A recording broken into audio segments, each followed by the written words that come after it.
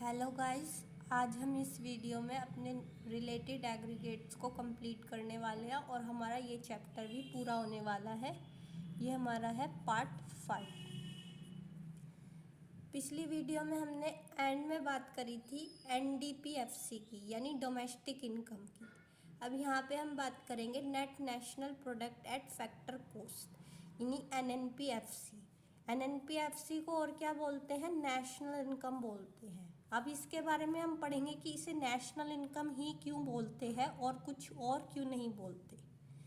NNPFC is called national income. It is estimated by taking the sum of the factor incomes earned by the normal residents of a country in a year.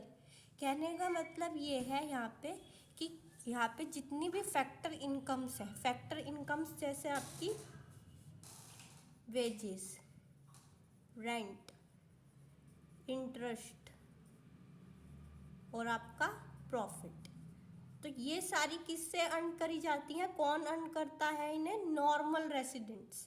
यानी normal residents कौन? जो हमारे country में रह रहे हैं और दूसरे कंट्री में इंडियन सिटीजन्स जो हैं, हमारे कंट्री में भी काम कर रहे हैं और कुछ बाहर के कंट्रीज में भी काम कर रहे हैं, यानी NRI है। तो वो क्या कहलाएंगे? Normal residents. तो जितनी भी इनकम नॉर्मल रेसिडेंट्स के द्वारा प्रोड्यूस करी जाती है या फिर कमाई जाती है, उसी को क्या बोलते हैं? NNPFC, यानी नेशनल इनकम।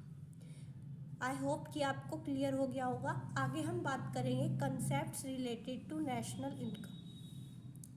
अब नेशनल इनकम से जो कंसेप्ट रिलेटेड है वो कौन कौन से कंसेप्ट हैं? कुछ है डोमेस्टिक कंसेप्ट और कुछ है नेशनल कंसेप्ट। डोमेस्टिक मतलब किसी एक पर्टिकुलर एरिया में, ठीक है।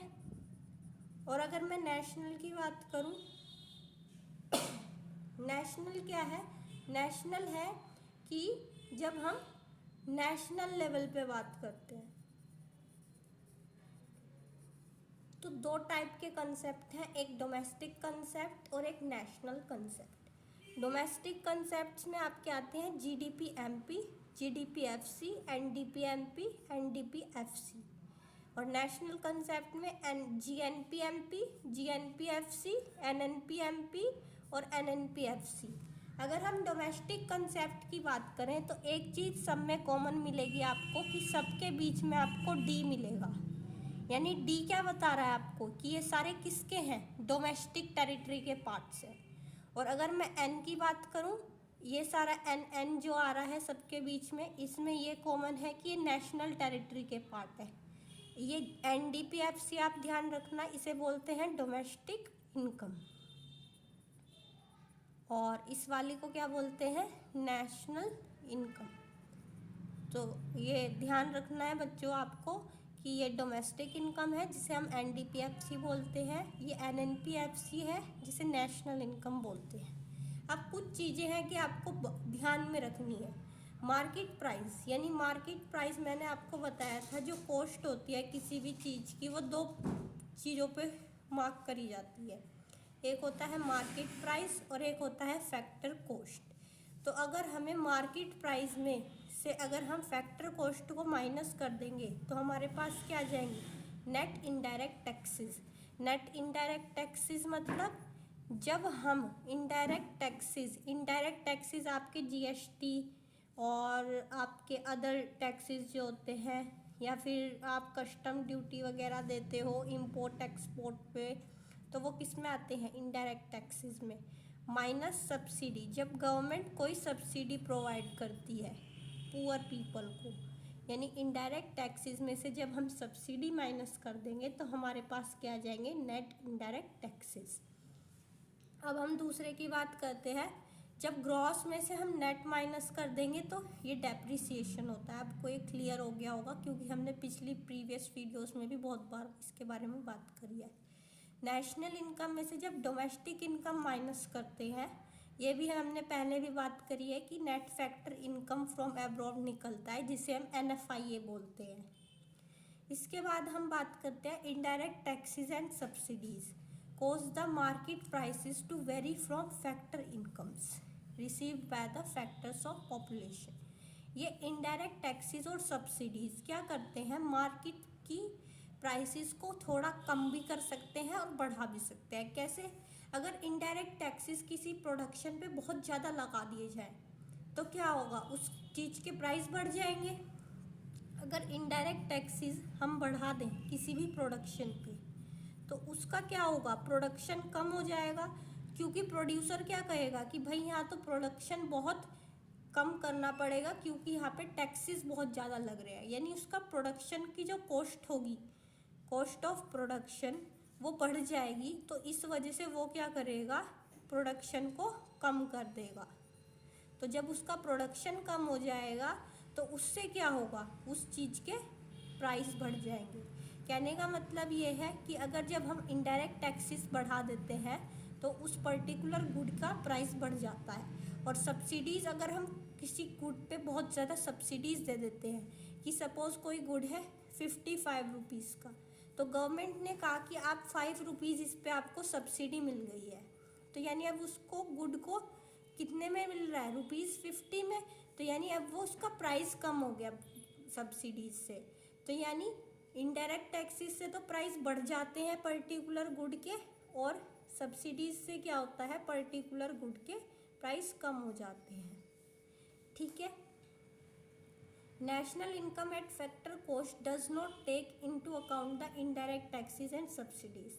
National income at factor cost, national income यानी NNPFC, उसमें हम किसकी बात नहीं करते, इनडायरेक्ट टैक्सेस एंड सब्सिडीज़ की, क्योंकि हमें यहाँ पे क्या नहीं निकालना, हमें तो यहाँ NNP-MP निकालना ही नहीं है, क्योंकि हम किसकी बात कर रहे हैं, NNPFC की। NNP-MP निकालना होता है तो हमें क्या करना होता है, NNP-MP निकालने के लिए हमें क्या करना होता है, हमें इसमें NIT प्लस करना होता है। वो NNPFC में क्या प्लस करना होता है, NIT। पर अगर हम यह बात ही नहीं कर रहे हैं NNP-MP की, तो हमें क्या ज़रूरत है NIT ऐड करने के लिए। तो इस वजह से हम इसमें बात ही नहीं करते हैं नेट इनडायरेक्ट टैक्सेस की, जो इनडायरेक्ट टैक्सेस और सब्सिडीज़ से निकलते हैं। आप ध्यान रखना कि जब इनडायरेक्ट टैक्सेस में से हम सब्सिडीज़ माइनस करते हैं तो NIT आता है, यानी नेट इनडायरेक्ट टैक्स। इसके बाद हम बात करेंगे ग्रीन GNP की। ग्रीन GNP क्या है, सबसे पहले आपको पता होना चाहिए GNP क्या होता है, gross national product. Gross national product मतलब क्या होता है, आपको पीछे प्रीवियस वीडियो में पढ़ना पड़ेगा इसके बारे में, तो आप पहले उस वीडियो को पढ़ लीजिए, फिर इस वीडियो पे आना। तो पहले अभी इसमें हम क्या पढ़ेंगे, देखो क्या होता है GNP। The estimate of GNP that accounts for environmental pollution and loss of natural resources during the process of production is called green GNP। कहने का मतलब ये है कि जब हमने कुछ प्रोडक्शन करा, मान लो मैंने कोई प्रोडक्शन किया और उस प्रोडक्शन को करते हुए बहुत ज़्यादा पॉल्यूशन हो गया, पॉल्यूशन का लेवल इंक्रीज़ हो गया, तो उस टाइम पे मुझे जो पैसा देना पड़ेगा गवर्नमेंट को, यानी ग्रीन GNP में, यानी वो पैसा मेरा किस में जाएगा, ग्रीन GNP में, कि आप इस पैसे को रख लीजिए क्योंकि मैंने यहाँ पे लॉस ऑफ नेचुरल रिसोर्सेज कराया और पॉल्यूशन भी बहुत ज़्यादा हुआ है। तो इससे क्या होगा कि वो प्रॉब्लम जो होगी आपकी सॉल्व हो जाएगी, नेचुरल रिसोर्सेज का डिप्लीशन और इन्वायरमेंटल पॉल्यूशन। तो green GNP measure national income और output adjusted for the loss of resources and degradation of the environment. तो ये चीज़ हमें किस प्रोड्यूसर को, किसको देनी होती है, गवर्नमेंट को, as a penalty for pollution and other environmental issues. जो भी प्रोड्यूसर के प्रोडक्शन के दौरान जो इश्यूज क्रिएट होते हैं उनके अगेंस्ट में उसे पे करना होता है, किसको, गवर्नमेंट को। Thank you. अगर वीडियो अच्छी लगी हो तो please like, share and subscribe, और अगर कोई प्रॉब्लम हो तो अपनी प्रॉब्लम को प्लीज़ शेयर करें कमेंट सेक्शन में।